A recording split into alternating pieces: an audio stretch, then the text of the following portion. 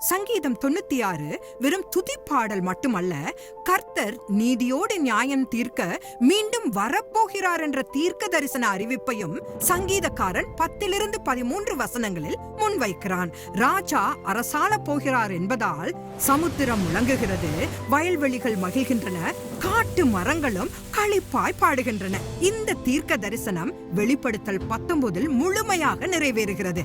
அங்கே இயேசு கிறிஸ்து ஒரு வெள்ளை குதிரையின் மேல் நீதியாய் நியாயம் தீர்த்து போர் செய்கிற உண்மையுள்ளவரும் சத்தியமுள்ளவருமான ராஜாவாக திரும்பி வருவதை நாம் காண்கிறோம். முதலாம் வருகையில் ஒரு ஆட்டுக்குட்டியாக மரிப்பதற்காக வந்தவர் மிக விரைவில் ஜெயம் கொள்ளும் ராஜாவாக திரும்பி வந்து நித்திய காலத்திற்கும் நிலைத்திருக்கும் ஒரு ராஜ்யத்தை நிறுவுவார். அதுவரை நாம் கிறிஸ்து வந்தார் என்பதை மட்டுமல்ல, இன்று பெருகி வரும் தீமைகள் நிறைந்த இந்த உலகத்தை நியாயம் தீர்க்க அவர் மீண்டும் வருகிறார் என்பதையும் அறிவிப்போம். இது மனம் திரும்பாதவர்களுக்கு ஒரு எச்சரிக்கையாகவும், அவருக்கு சொந்தமானவர்களுக்கு ஒரு மாபெரும் விசுவாச நம்பிக்கையின் உறைவிடமாகவும் இருக்கிறது.